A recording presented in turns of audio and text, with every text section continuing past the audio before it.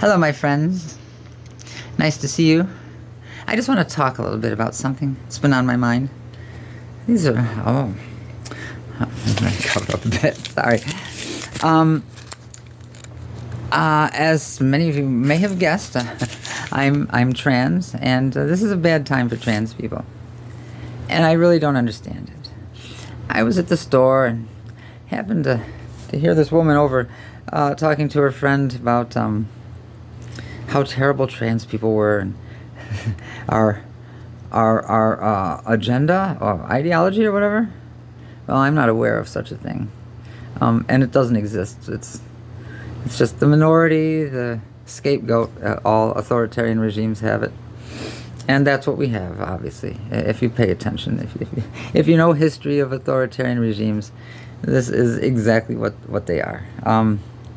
And they all have a scapegoat, and they always got to have a boogeyman, and always have to have an enemy. Even if there is no enemy, they make one. Always have to have an enemy. That's the thing about authoritarians. Got to have an enemy. It goes back to the beginning of civilization. Propaganda. Make an enemy. They're the people to be angry with. That's why you're suffering. So she was complaining about trans people, and I said, "Excuse me, ma'am, I'm trans, and I have no agenda. There's no ideology. There's just science and biology, and there's no. The answers are far more complex. I mean, it has to do with presence of estrogen in the womb, and through MRI scans they can see that, for example, a trans woman's brain is more like a genetic woman's brain than a male's brain. So." It's not a choice. It's not an agenda. It's not an ideology. It's just, it's something that's always been. There are gay goats and all sorts of animals have. It's a diversity. Diversity, sure. We're an evolutionary dead end, but maybe it's called for when there's an overpopulation of an organism. Who knows? But our lives are very brief. We're only here for literally seconds in comparison to geologic time. I mean, life first began roughly 3 billion years ago. The Earth is a little over 4 billion years ago, and all the atoms that make the solar system and our sun came from an exploding supernova billions and billions of years ago. Gravity acts upon it. The deuterium, which is an isotope of hydrogen, it's not hydrogen itself that forms stars, but deuterium. It has like an extra proton or one less proton or something. That's not important. But deuterium, gravity acts on the inconsistencies, and over time, because plenty of time in the history of the universe, compresses until there's ignition in a star, and the accretion disk, gravity works on that and makes the planets. That's why they're all spherical, spheroidal. They're not perfect spheres. Neither is Earth. So anyways, I digress. This woman's complaining about trans people. I said, "Excuse me, ma'am, I'm trans," and I explained the lack of agenda or ideology. And she said, "You're possessed by a demon." And nothing surprises me anymore. So I looked at her and I said, "Ma'am, with all due respect, demons are not real. I mean, what are you, a child? Please, just, you have to sometime grow up.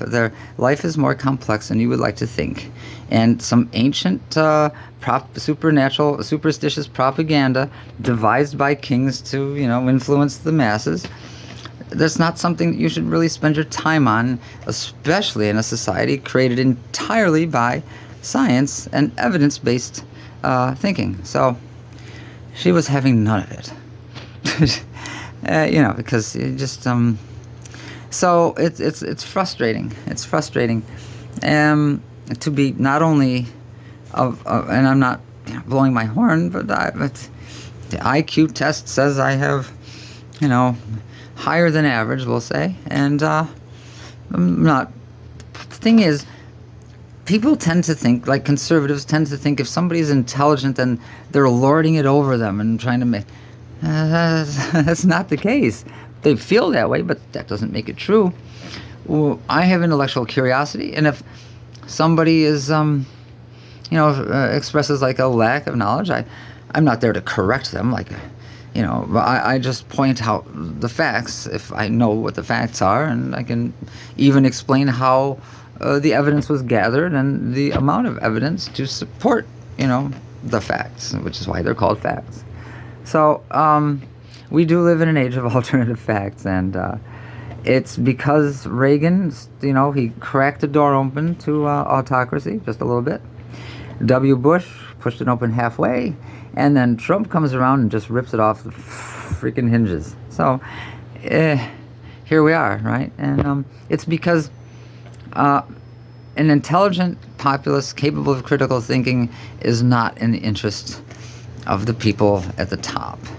Because if we had the same level of intelligence and shared reality that we did in the 1950s and 60s, when public education was the best in the world, Trump wouldn't even have been in the primary. But we have been trained, and this is an observation. It is an opinion, but it is an opinion based on facts. I took marketing at university, and I had to drop out because it was creepy. The point of marketing is to create a desire in somebody's mind to compel them to buy your product. And it's manipulative is what it is. But the thing that it does is it bypasses the prefrontal cortex, where logic takes place, and goes straight to the basal ganglia, amygdala, where emotions are.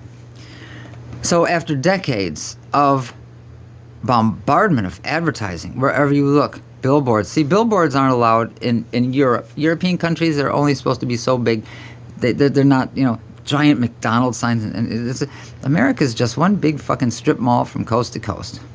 And some parts of it are nice. I drove out west, and when you get away from the billboards and the ads and shit, it is kind of nice out there. But it's just depressing. And because of these decades of being bombardment with ads, America has more ads per hour than any other country on earth, quite literally. And because of that, ads have trained us, has conditioned us to think emotionally instead of rationally.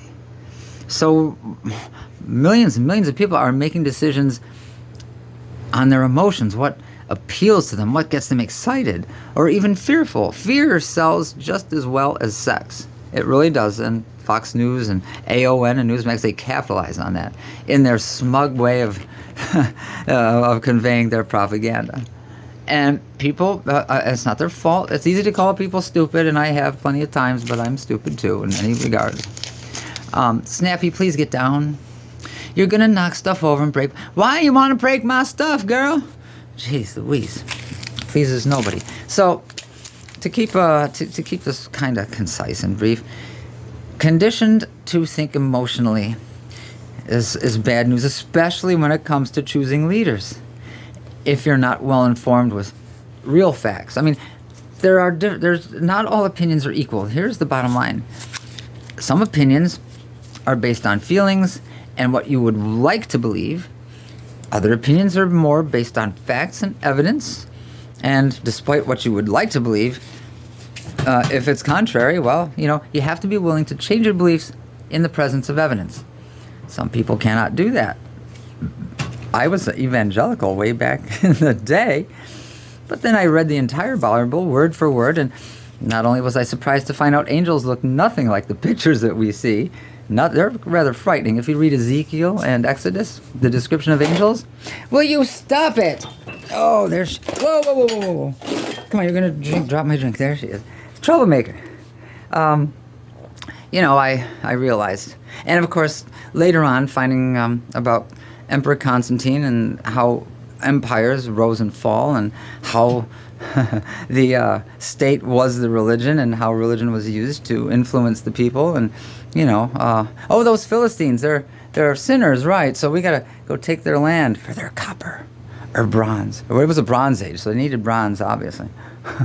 And life after death, of course.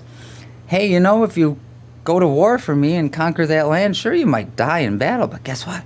You'll live after death. So big reward if you fight in that war for me. Of course, that's not going to happen. And a reminder of, if you remember the Iraq war and ISIS and all that stuff, ISIS leaders were promising an afterlife of 72 virgins if they blew themselves up near the infidels, right? 72 virgins after they blow themselves up. So I can really tie down. You can explain Christianity and Islam in basically one sentence or two sentences, whatever. Life is shit, but it's going to be great when you're dead. So we have to stop thinking emotionally. Stop and think, develop some critical thinking skills, have respect for science. I know how science works. I know the rigors of what it takes to have consensus. Global warming is caused by us. We've known that carbon dioxide is an insulating gas since the late 19th century. Exxon knew about it in the 80s. Or scientists were saying, hey, if we keep doing this, it's going to be catastrophic. Well, thank you, Reagan, for tearing those solar panels off the White House after Carter left. See, people liked Reagan, but they don't know the things he really did. He saw, as I said before, he orchestrated the greatest upward movement of wealth from the middle class to the top 1% in U.S. history up until that point. This big, beautiful bill, $4 trillion tax break for the super rich, while they're going to cut food stamps for, people who need them. So, yeah, that doesn't make sense, does it? And why'd they try to get rid of Obamacare so many times? Because the insurance companies didn't want it. They didn't want to have to cover people with pre-existing conditions. Everything in America is a scam, and American economic system is predatory. And if you want to prove me wrong, let's go, because, I got the receipts. And a lot of us do, and I wish people would have listened to those of us who are familiar with history and the patterns of authoritarian regimes, because here we are now, tearing down the White House for a ballroom for his royal friends, the tech oligarchs and all that shit. So anyways, if you stuck with me, I appreciate it. And if I made you uncomfortable, good. Perhaps you will grow intellectually, or just, retreat back into the stuff you were already believing that probably is nonsense. I'm not saying it is, but could be. Anyways, like and subscribe, maybe. Don't unsubscribe if you don't like what I said. I mean, really, man, it's just dialogue is important. See, they tell us not to talk politics at work. They don't like us to talk politics, because if we did, we'd, kind of get together and realize, hey, we're getting fucked. Hey, that doesn't make sense. They don't want us. They don't want us united, because there's more of us than there is of them, and they can't exploit us so easily. If we're divided, it's free for all, baby. And that's what they've done for the past 40 years, since the Powell Memo in 1972. Look up the Powell Memo. That is a good thing. You might find something out. Anyways, I won't ask you to like and subscribe, but thanks for watching anyways. Have a nice night.